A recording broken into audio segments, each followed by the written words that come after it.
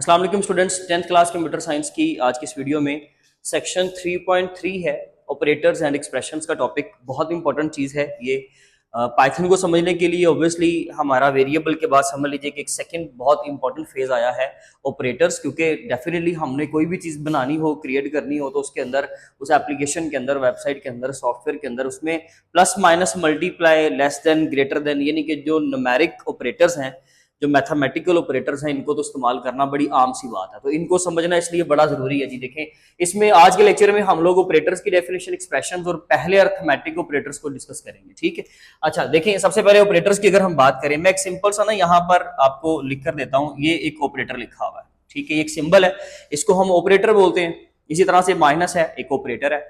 इनको सिंबल्स भी कहा जाता है, लेकिन एक्चुअली पाइथन या किसी भी हाई लेवल लैंग्वेज के अंदर इनको ऑपरेटर कहा जाता है। इवन मैथ्स में भी इनको ऑपरेटर ही कहा जाता है।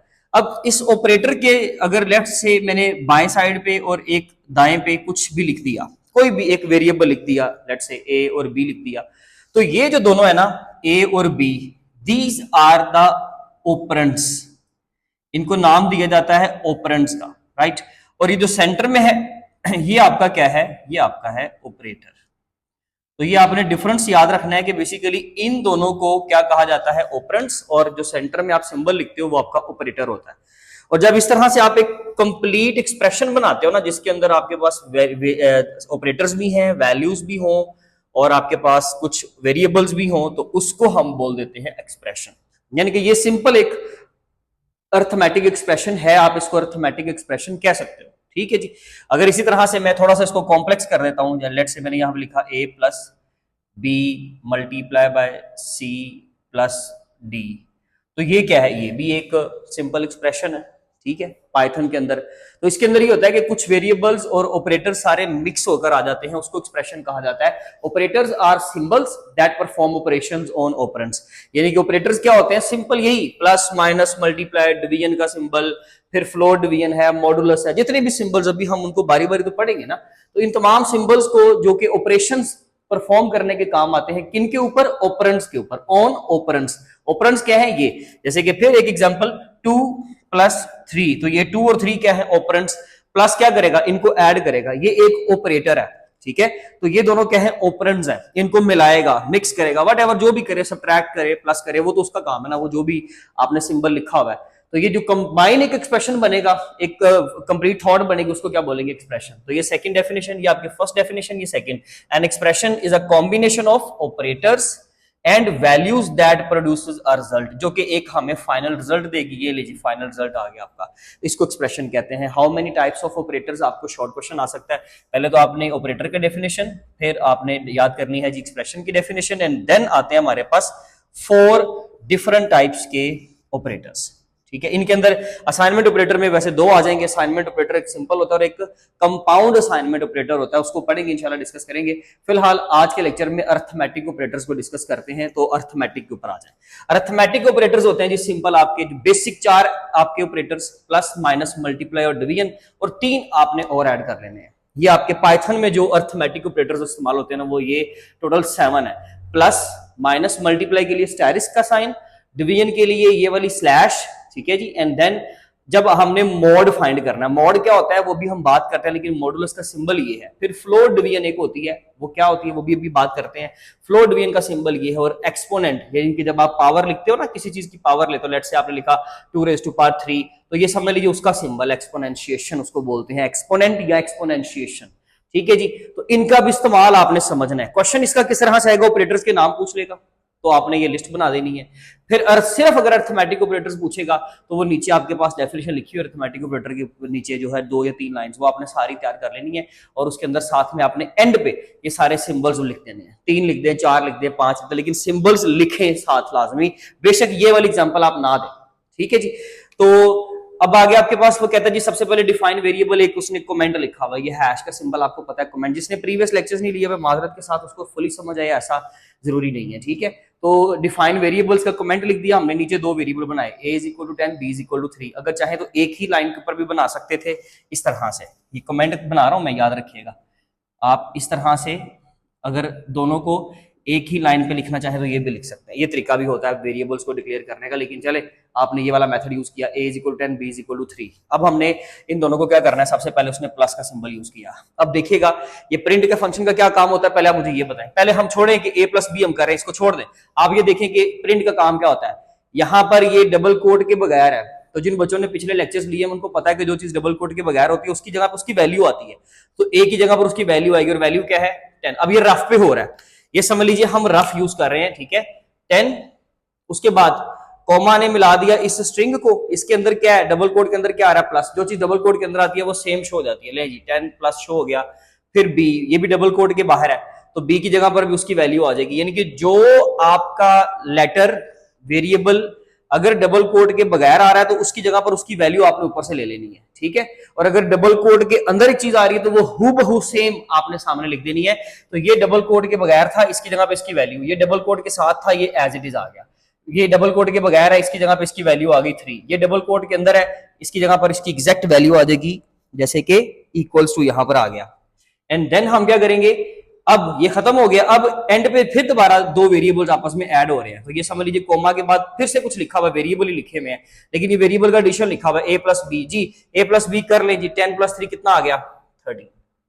तो ये बेसिकली उसने आपको सिंपल अरिथमेटिक में से सबसे पहले प्लस एडिशन जो है वो करना सिखाया है। तो अब इसकी आउटपुट क्या आएगी, 10 + 3 = 13, यानी कि इसकी वैल्यू प्लस ये वाला सिंबल एज इट इज, इसकी वैल्यू देन ये वाला सिंबल, और फिर आपका ये वाला आंसर।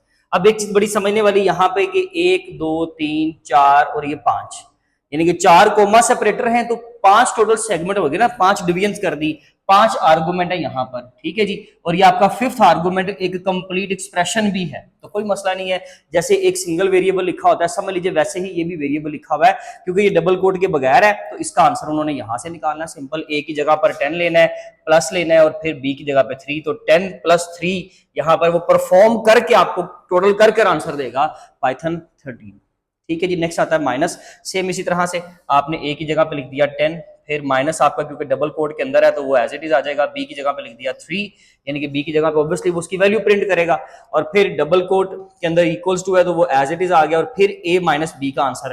तो 10 - 3 a - b, यानी कि 10 - 3 का आंसर कितना आ गया 7। नेक्स्ट मल्टीप्लाई का वो उसके अंदर ही है, बुक के अंदर सेम इसी तरह से आप कर लीजिएगा। देन डिवीजन आता है, डिवीजन में कुछ चीजें समझने वाली हैं वो जरा देख लीजिए।